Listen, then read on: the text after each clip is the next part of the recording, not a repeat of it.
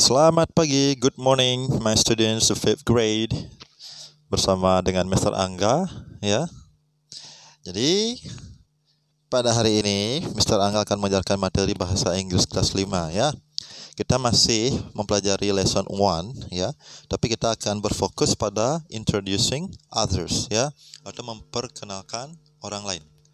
Nah, minggu lalu kalian sudah mempelajari cara memperkenalkan diri, ya. Hari ini kita akan berfokus ke materi memperkenalkan orang lain. Baik, sebelum kita memulai kegiatan pembelajaran pada hari ini, mari kita awali dengan berdoa, ya. Berdoa sesuai dengan agama dan kepercayaan masing-masing. Berdoa dimulai.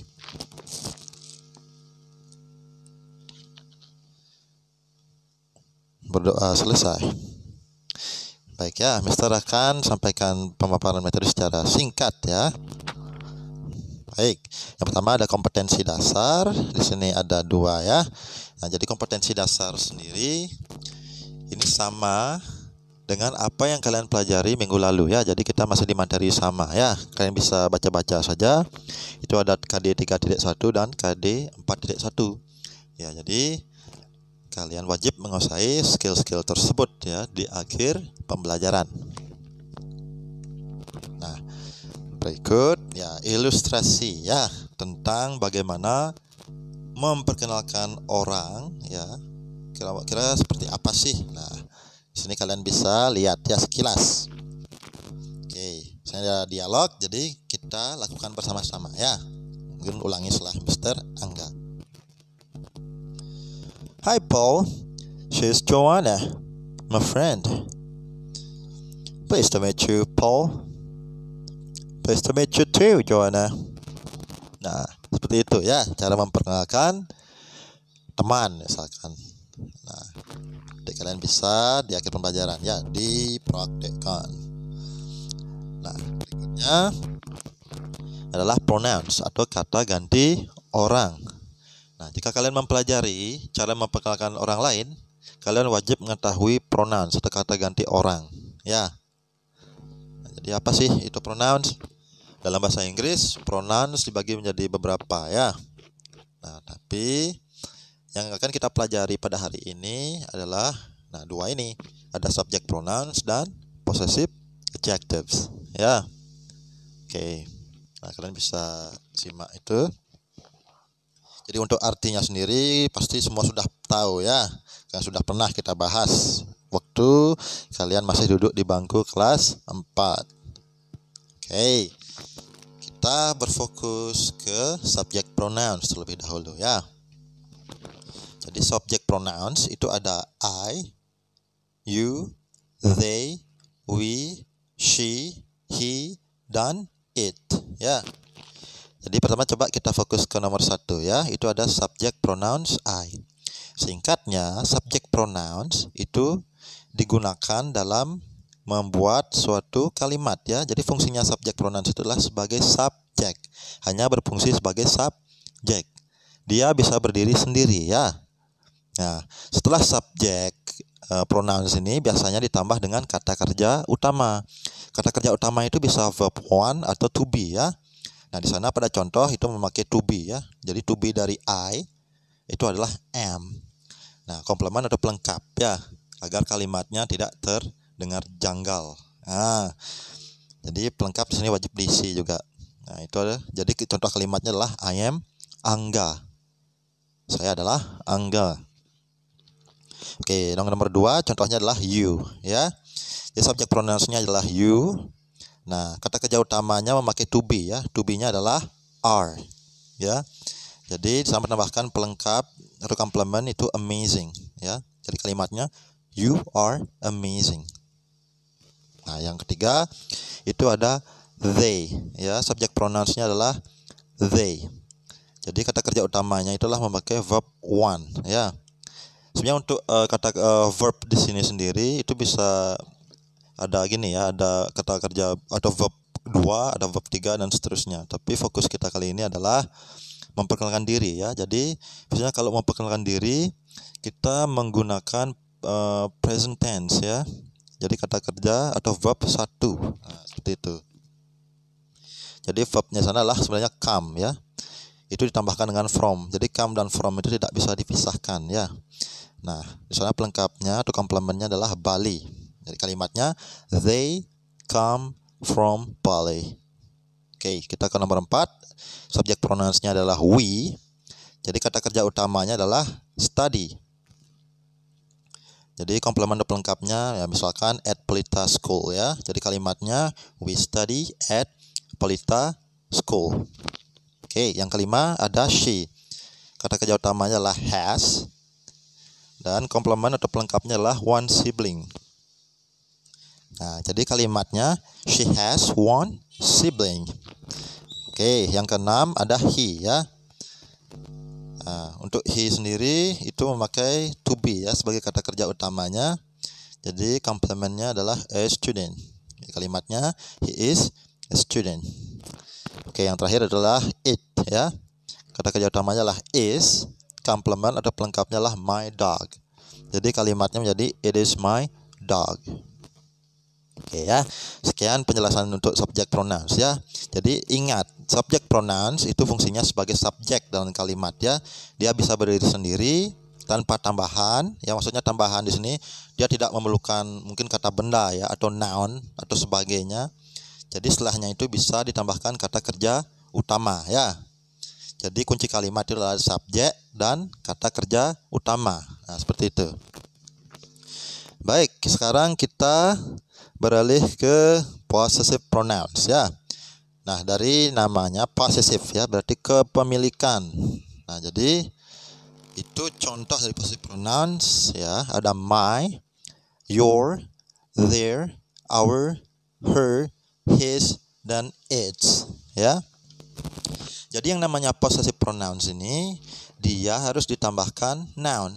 Dalam arti mereka tidak bisa berdiri sendiri. Jadi harus tambahkan noun ya setelahnya. Ya contohnya nomor 1 ya. Kita mulai dari nomor 1.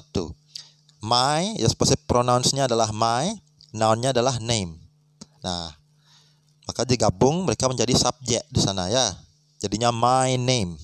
Ya. Ingat ya kalau penggunaan possessive pronouns itu mereka bisa menjadi subjek, bisa juga menjadi objek ya. Bisa ditaruh di depan kalimat ataupun di akhir kalimat. Nah, seperti itu. Nah, kata kerja utamanya di sana adalah is. Komplement atau pelengkapnya adalah John. My name is John. Namaku adalah John. Ya. Ingat, possessive pronouns kepemilikan ya. Namaku. Nah. Oke, nomor 2 itu ada your parents ya. Possessive pronouns-nya your, noun-nya atau kata bendanya adalah parents ya. Jadi mereka bergabung, nah, tidak bisa dipisah. Kata kerja utamanya adalah are. Komplement atau pelengkapnya adalah generous ya. Jadi kalimatnya your parents are generous. Orang tua kalian sangat dermawan. Oke, yang ketiga their mother.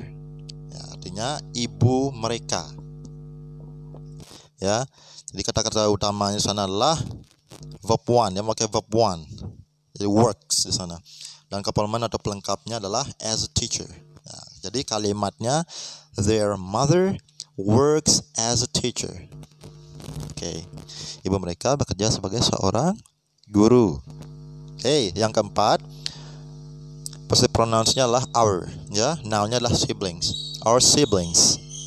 Kata kerja utamanya adalah are.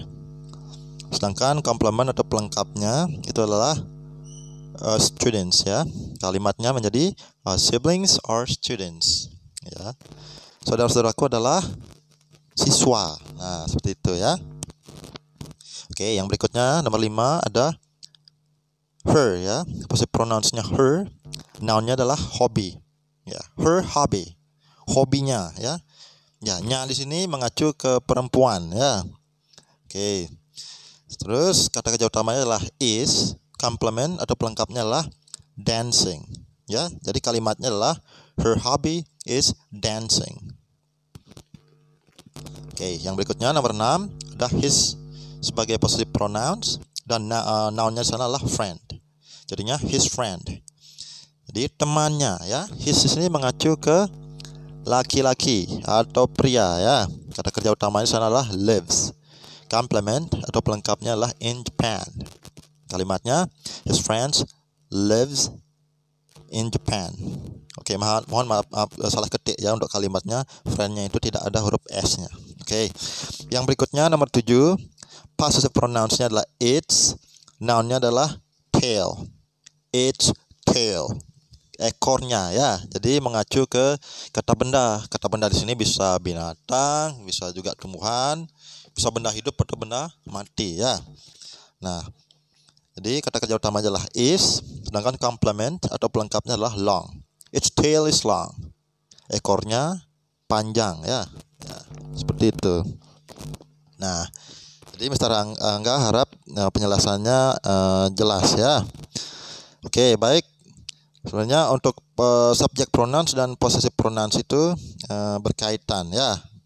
Jadi kalau di subject pronouns I itu pasangannya my ya pada possessive pronouns. Sedangkan you itu pasangannya your. Kalau they itu pasangannya their. Kalau we itu pasangannya our. Kalau her itu pasangannya she. Sedangkan he pasangannya his. Sedangkan it itu pasangannya its. Oke ya. Jadi kalian bisa lihat pada slide sebelumnya ya. Oke. Berikutnya let's review ya. Coba kita review di sini. Kira-kira sudah paham atau belum? Oke, di sini coba kalian tebak kira-kira apakah ya di sana ada 4 kalimat ya. Jadi dengan kata kosong di dalamnya. Jadi kalian coba tebak kira-kira apakah kata kosong itu menggunakan possessive pronouns atau subject pronouns ya.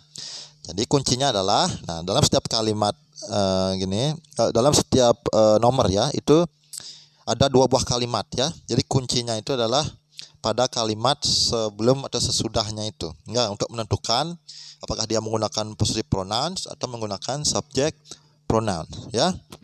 Oke, kita mulai dari nomor 1 ya. Coba kita baca bersama-sama kalimatnya. Blah blah blah, name is John. He is 7 years old. Oke, jadi kira-kira pronouns apa yang yang cocok ya dengan kata yang kosong tersebut? Oke.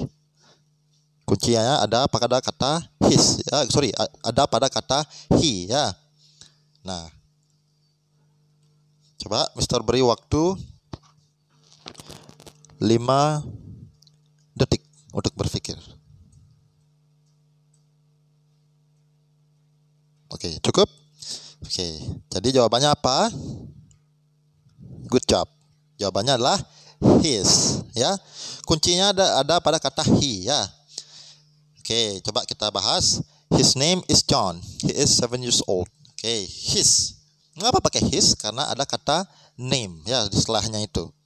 Jadi name itulah kata benda. Jadi pada bagian yang kosong itu, kata yang kosong itu wajib kalian menggunakan possessive pronouns ya. Jadi jangan menggunakan he lagi. Oke.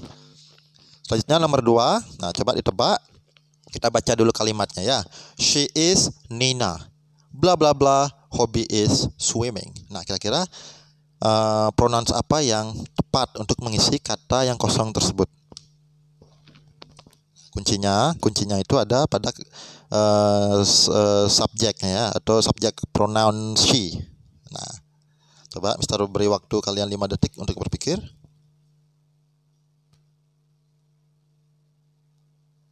Oke, good job. Coba ditebak jawabannya apa? Oke. Tepat ya, jawabannya adalah her. Jadi she di sana dia menggunakan her ya. She is Nina. Her hobby is swimming. Nah, mengapa pakai her? Karena ada noun di sana ya, atau kata benda yaitu hobby ya. Jadi sebelumnya harus menggunakan possessive pronouns. Ya. Menggunakan her karena kuncinya di sana adalah yang dijelaskan adalah Ninanya itu. She is Nina. Nah, seperti itu ya. Oke, berikutnya yang ketiga. Blah blah blah, mother works as a teacher. She got married to my father. Oke ya. Coba pahami kalimatnya ini. Ya, kira-kira kata apa yang bisa mengisi ya kata yang rumpang itu? Apakah subject pronouns atau possessive pronouns? Ya, kuncinya ada pada kata she dan ada pada kata mother. Nah, coba ya, let's guess. Dalam itu Mister beri waktu 5 detik untuk menebak. Oke, time's up. Jawabannya apa? Oke, good job ya. Jawabannya lah my. Ya. Jadi, my mother works as a teacher. She got married to my father. Oke ya, jadi menggunakan my. Karena di sana mother-nya itu berfungsi sebagai noun ya. Jadi sebelum kata mother itu kalian wajib menambahkan possessive pronouns ya.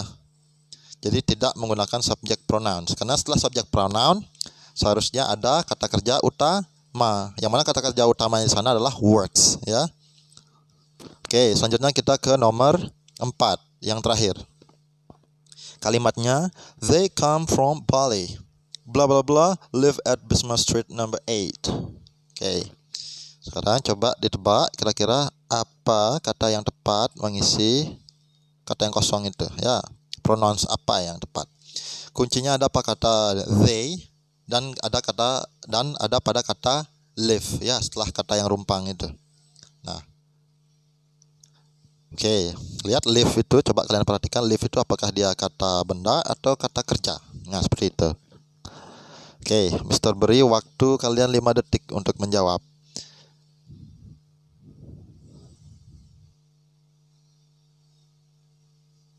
Oke ya, jawabannya apa? Oke, tepat sekali ya. Jawabannya they ya. They come from Bali. They live at Bismarck Street number 8. Oke, kenapa jawabannya they? Karena ya yang dijelaskan pada kalimat sebelumnya adalah they come from Bali. Jadi they di sini ya mengacu pada kalimat sebelumnya ya. Jadi they, kenapa juga dia memakai they? Kenapa dia tidak memakai possessive pronouns? Ya karena di sana kata setelah subjek itu adalah kata kerja utama ya, itu live. Jadi sebelum kata kerja utama itu harus gini ya, menggunakan subject pronouns ya, bukan possessive pronouns karena tidak ada noun setelahnya ya. Oke ya. Nah, oke, sekian penjelasan dari Mr. Angga ya. Jadi jika kalian merasa masih kurang jelas dengan materi yang Mr. Angga paparkan, nanti bisa ditanya melalui WhatsApp grup ya. Mr. Angga juga sudah cantumkan materi tentang introduction, yaitu memperkenalkan diri dan memperkenalkan orang lain ya pada Google Classroom, yaitu berupa Google Form. Kalian bisa jawab langsung pada Google Formnya ya. Mohon mengerjakannya dengan hati-hati ya. Oke. Baik, karena kita mengawali kegiatan ini dengan doa, mari kita juga akhiri dengan berdoa ya. Berdoa sesuai dengan agama dan kepercayaan masing-masing. Berdoa dimulai. Berdoa selesai. Oke, sampai berjumpa di kesempatan lain. See you, bye-bye.